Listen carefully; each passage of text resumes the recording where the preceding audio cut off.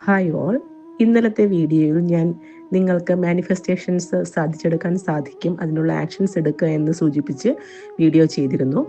അങ്ങനെ നിങ്ങളുടെ ആക്ഷൻസിൽ നിങ്ങളുടെ വൈബ്രേഷൻ കൂട്ടാൻ വേണ്ടി ശ്രമിക്കുമ്പോൾ നിങ്ങൾക്ക് എന്തെങ്കിലും കാര്യങ്ങൾ തടസ്സമായിട്ടുണ്ടോ, എന്താണ് അതിൽ ശ്രദ്ധിക്കേണ്ടതെന്ന് നോക്കിയപ്പോൾ ദ മെജിഷ്യൻ കാർഡാണ് ലഭിച്ചിരിക്കുന്നത്. ഇത് മേജർ അർക്കാനയിലെ 1ാമത്തെ കാർഡാണ്. വളരെ പോസിറ്റീവായിട്ടുള്ള കാർഡാണ്. മെജിഷ്യൻ്റെ പവർ നമുക്കറിയാമല്ലോ.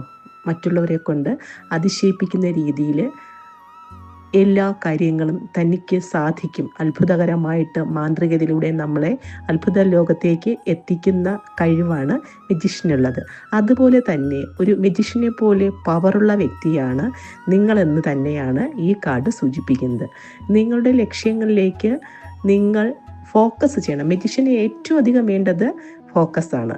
ആ ഫോക്കസിലേക്ക് നിങ്ങൾ ശ്രദ്ധ കേന്ദ്രീകരിച്ച് മുന്നോട്ട് പോവുകയാണ് എങ്കിൽ നിങ്ങളുടെ ലക്ഷ്യങ്ങൾ നേടിയെടുക്കാൻ സാധിക്കും.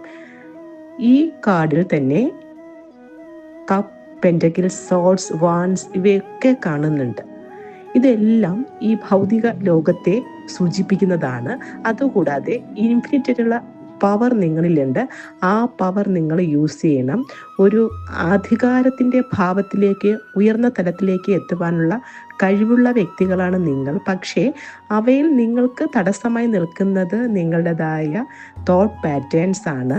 നെഗറ്റീവായിട്ടുള്ള ആ തോട്ട് പാറ്റേൺസ് മാറ്റിയാൽ മാത്രമേ നിങ്ങൾക്ക് ഈ മെജിഷ്യനെ പോലെ അത്ഭുതങ്ങൾ നിങ്ങളുടെ ജീവിതത്തിൽ സൃഷ്ടിക്കാൻ സാധിക്കുകയുള്ളൂ. അപ്പോൾ നിങ്ങളുടെ നെഗറ്റീവ് തോട്ട് പാറ്റേൺസ് മാറ്റണം.